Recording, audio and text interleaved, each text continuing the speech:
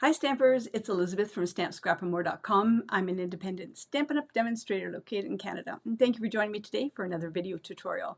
In case you're not aware, this is Sunday, July 24th, 2022. 5 months until Christmas Eve. So I thought, let's make a Christmas card. Why not?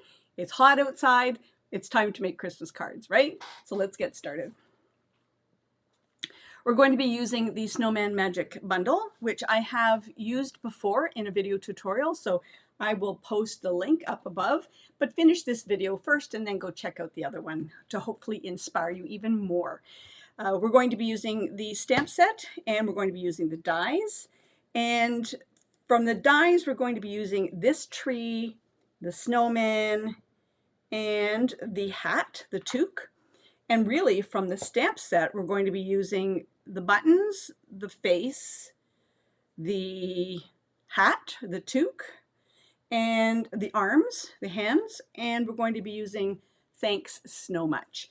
You can leave that sentiment out and make it a Christmas card. It's totally up to you, but I just wanted to make something a little bit different. This was a swap card that I made for one of the groups that I'm in, and this I left it blank. I didn't put thanks so much. This time I'm going to add the sentiment. I'm also going to bring in the Charming Landscapes Embossing Folder, and also you need the Stylish Shapes, the middle square. We're going to need that one as well, so I'm going to keep that out. And to make my life easier, I'm using the Stamparatus, and I'm going to show you how I'm going to incorporate the Stamparatus and explain why it's useful to use the Stamparatus, especially if you're making multiple cards. I'm going to start off with showing you the card. And so it's just basic white. And I've also used the red and white glimmer paper. And then the colors are cherry cobbler. The arms are soft suede, black memento, and the nose is pumpkin pie. Okay, so let me put this stuff to the side. I'm going to give you some measurements. So get your pen and paper. And look at this, I've got adhesive on here already. All right, so it's basic white thick cardstock, and it is 5.5 by 8.5, scored at 4 1/4. There we go. That's the base of the card. The top layer, again, I've used basic white thick, and as I go along, I'll explain to you why I'm using the thick, but it is 3 1/4 by 5.5. And what I'm going to start off with doing is I'm going to start by die cutting out the square. And, you know, there's no exact science, but I wanted it towards the bottom right-hand side of the card, making sure that I leave enough space to put dimensionals on either side. And I'm going to bring out my Stamp and Cut and Emboss machine. And my layers are the base plate, 1, 2, and then one of the clear plates. And now I'm going to put in my die on top of my basic white thick. And I think that's good. If you want, you can hold it down with a little bit of washi tape. And then I'm going to use another clear plate on top. And I'm going to run this through. Now the reason why I'm telling you the plates that I'm using, because then we're going to emboss it next. So I'm just going slowly so that it doesn't move the camera too much. So there it is. Whoops. There it is, die cut out. Now I want to emboss it. So if I had have embossed it first and then die cut it out, I would have squashed all of the embossing. So I don't want to do that. So I'm die cutting and then embossing. So now I'm going to put plate 1, and now I'm going to take off plate 2. I don't need that, but I do need plate 3, which is the clear plate. And I'm going to take the embossing folder and make sure there's a stitched edge along here. And so this is definitely the back side, this is the front side. So make sure that is facing up towards the Stampin' Up! And line it up against that line, that black line. And you probably figured out why the front of the card is 3¼ inches because that's the size of this folder. So I wanted to make sure that I got the whole image in there. So let me just make sure that's lined up properly. Doesn't look like it is. There we go. All right. And now I'm going to put this down, and now another plate, 3, and I'm going to run this through the Stampin' Cut and Emboss machine. And I am going to bring it back to me one more time just because it's easier to take it out of the machine than lifting up through my computer, closer to my computer. And I can put this away now. All right. And you can see how pretty that embossing is. All right. So I'm going to dry fit this on top of the card. And I'm going 2 squares up from the bottom. This is my grid paper. And I'm just going to put 4 little registration marks.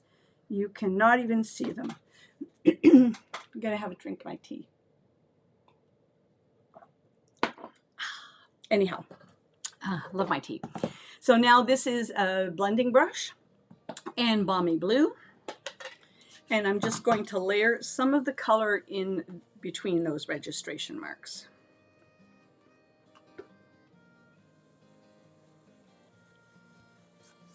And easy. Try to be, when you first go onto the page, be light so that you don't get a big blob, or you can bring it down from the top where it's not going to be seen in case you do get a big blob. But I'm just going to layer the color in there, and I think I've got enough color. And oops, I got fluff in there, and so it's just going to look like that. Now, one other thing I want to do is I'm going to take these off of here. So these are his hands, okay? Now I've got the registration marks here. I've die cut out already in the white glimmer paper, the snowman, and I'm going to put him sort of on that, where in between the 2 registration marks. I promise you they are there. You can't see them, but I promise you they are there. And now I'm going to take my little pencil again, and I'm going to put a little registration mark there, and that's where his hands are going to go. So now I've got his hands. I'm going to put one kind of like that, or his arms and his stick arms, and one like that. And I'm going to pick them up with my block. And now I'm going to use the soft suede, and I'm just going to stamp over those 2 registration marks. And I'll bring it up to you. Can you see the registration marks right there?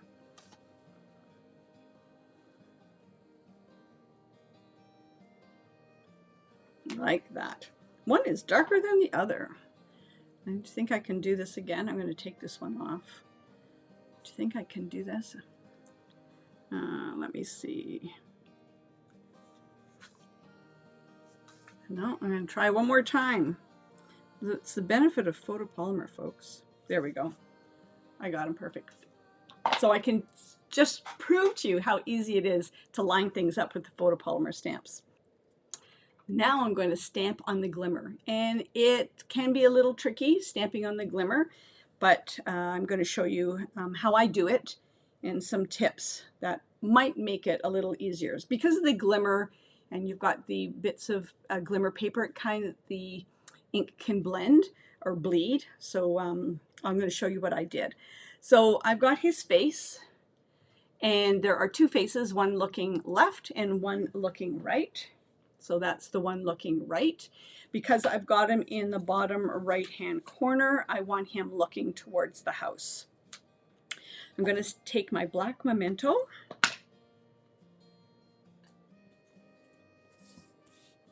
and I'm going to ink up his face and stamp him like that. Nice even pressure. And now I'm going to take the buttons, and you can see they're a little bit curved again, and I think the bottom button is, I've got it mounted upside down, but the bottom button is the bigger one, so I'm going to ink that up and stamp him nice even pressure. Okay. Now if he's not, if you want his eyes to be a little bit more pronounced and his buttons, I'm going to take the bullet end of my black Stampin' Blend and I'm just going to dot his eye. And I'm going to do the same with his buttons. Now, this is the fiddly part. There is, oh sorry, there is a die for the nose, Die cuts out 3. Have to tell you, it is super small, super fiddly to play with. And between the adhesives and trying to adhere it onto the glimmer paper, it wasn't worth it for me. So I'm taking my pumpkin pie Stampin' Blend. I've got the dark, and again with the bullet end, just want to make sure. I am going to dot, dot, dot in the nose. And this is, for some reason, you have to be really fiddly with, that it doesn't blend or bleed.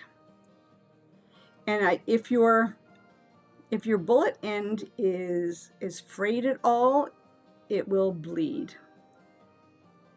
I learned that the hard way. So I had been using this marker, and the bullet end, for some reason, I don't know if there was too much fraying on it, but it was bleeding on the nose. The nose was bleeding, for lack of anything better to say, but it bled. So let me see. I'll show you. Here's one. See what I meant by bled? And you cannot use the color lifter because the color lifter just smears it even more. So I found that the bullet end has to be not frayed, it has to be really good condition. So, all right, so where did I leave off at? Okay, so I am going to adhere this to the front like that. Oh no, I'm not actually. I'm going to I have already die cut out. Here we go. I've already die cut out in the red glimmer, the tree. And what I'm going to do with the tree, it's going to get adhered to that line, that die cut line. And see this branch here, I'm going to bring it up to you a little bit, like that. So this branch, I'm going to put a little bit of adhesive on that branch right there. So I'm going to put Tombow glue all down the center, and I'm going to put Tombow glue here and on these branches, and then on this branch I'm only going to put a little dab on the top there, and so no adhesive will go on this side, and that way it will adhere perfectly like that, adhere to the bottom all the way up, and this branch will get adhered like that, and that way everything will be nice and secure. So for me, the trick is not getting adhesive on my fingers. So this is the branch. This side is the one that's not going to have any adhesive. So I'm going to put Tombow glue down the center and on all these branches. And I'm just putting a little bit of Tombow glue, and most of it I'm spreading out with the tip of the Tombow glue, but I just want to make sure I have enough on there. And then this branch right here, I'm going to put a little bit of Tombow glue right at the tip. So that branch. Now I'm going to lay it down on the bottom edge. Make sure the branch of the tree is along the edge of the die cut, and then that branch is adhered down. In the mini catalog, there is a red and white glimmer paper. I thought I was being really brilliant, and I had some of the red glimmer paper from years gone past, so I started using it, which I think this is, but you want to know the difference between the two? This red glimmer paper, the glimmer falls off. The new glimmer paper, the glimmer does not come off. So if you're wanting to know what the difference is, that is what the difference is. And I just have a little bit of adhesive on the card. Oh, Elizabeth. There we go. Yeah, so if you want to know the difference between the glimmer papers, that's what it is the glimmer comes off of the old stuff. I still have it and I still use it for projects, but that's the difference. All right, so now I'm going to adhere this to the top like that, and I'm going to bring out my dimensionals, and you're going to make sure you've got a lot of dimensionals. So I'm going to put dimensionals here on the side because I don't want it on the corner. We don't want it sagging anywhere. And I'm going to put down here. So, and I've said this before, I'm using the thick basic white for this because I want it to have stability, I want it to have oomph, and you can't see the dimensionals behind it. In the regular basic white, you can see the dimensionals underneath. So that's why I'm using the thick, because I'm using so many dimensionals, and I just don't want it to sag in the middles or the sides or the edges. Okay, and again, I am going to use my grid paper, and I'm going to go up 2 squares on the left, 2 squares on the right, and lay it down.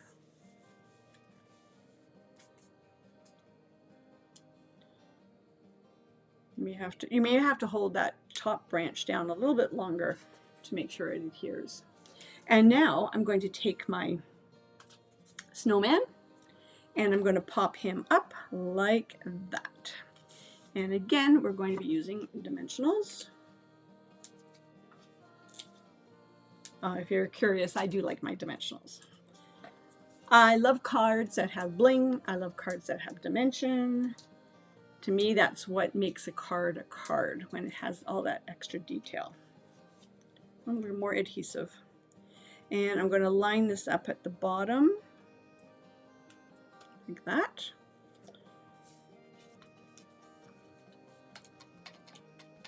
I've just got adhesive on the card. I'm just getting rid of it.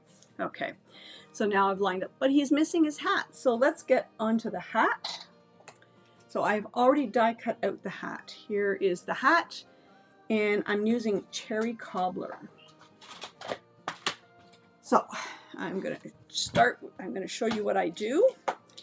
And I've die cut out multiple hats only because I was making this for a swap card, right? So I'm laying this down like that, and I've got my stamp here. You can see I've used it many times, and I am going to lay it in one of the die cuts that I've already done. Just going to nest in there a little bit. I'm going to pick it up, and with my cherry cobbler I am going to ink it up, and I am going to place it in the center like that.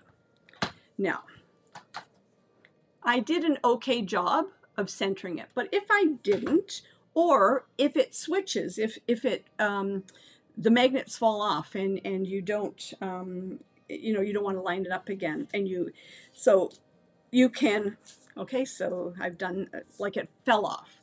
So now I know where it can go, and I can line it up so that there's even space on all the sides. I was going to say all 4 sides, and it's in perfect alignment. So even though it fell off, I can realign it because I've stamped the image in the middle. And now I'm going to ink it up. Oh, I'm going to put the hat in the middle like that.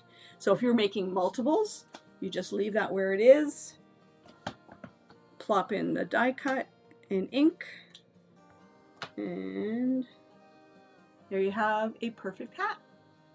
I love that tip. I love that tip. Okay, so now I'm going to put a dimensional on the top of the hat. I'm going to use a little one. Maybe I'm going to use a cast off here.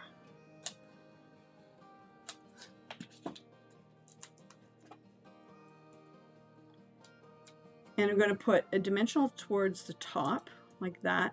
But on the bottom, I am going to put a little bit of Tombow glue because I want it to be secure with some adhesive, liquid adhesive as well.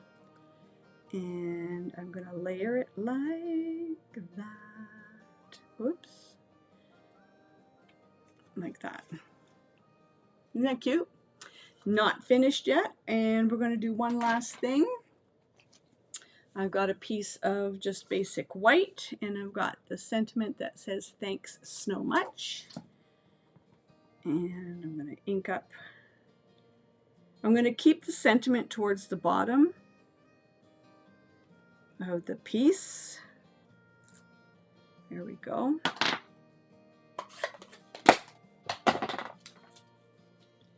And I'm going to trim him down. You don't have to put the sentiment on. You can leave the sentiment off. And I am going to freehand this and just trim it down a little bit more. I do this all the time.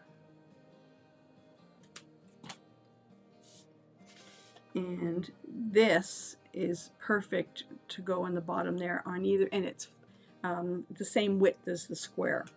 And I'm going to use some dimensionals. I'm looking for my little dimensionals, which I thought I had out, but maybe I didn't. Nope, I didn't have them out. And I'm going to put 4 so that they don't go anywhere. And it doesn't sag. No saggy bottoms. 3 and 1 more. 4. And then if you wanted to, which I might, I just have to bring them out. Thanks so much. Goes on the bottom. And, oh, here. I'm going to put some rhinestones on the card. There's 1, 2, 3. There's stars on here. Depending on how you emboss the card, some of the stars will show up and some of them won't, or will interfere with the you know I don't like that one there. They'll interfere with the tree. So you know what, I just might do them freehand. Like, whoops. There's one. Oh, it fell on my finger. Oh, let me get another one. Lots of whoops, oops. And there, like that. There's the thanks so much. Isn't it cute? I hope you enjoyed that card. I think it's cute. It's a little bit different from what everyone is making with the Snowman Magic stamp set, but I thought he turned out pretty cute. Thanks so much. Thanks for joining me today. Happy stamping, and we'll talk to you again soon. Take care. Bye.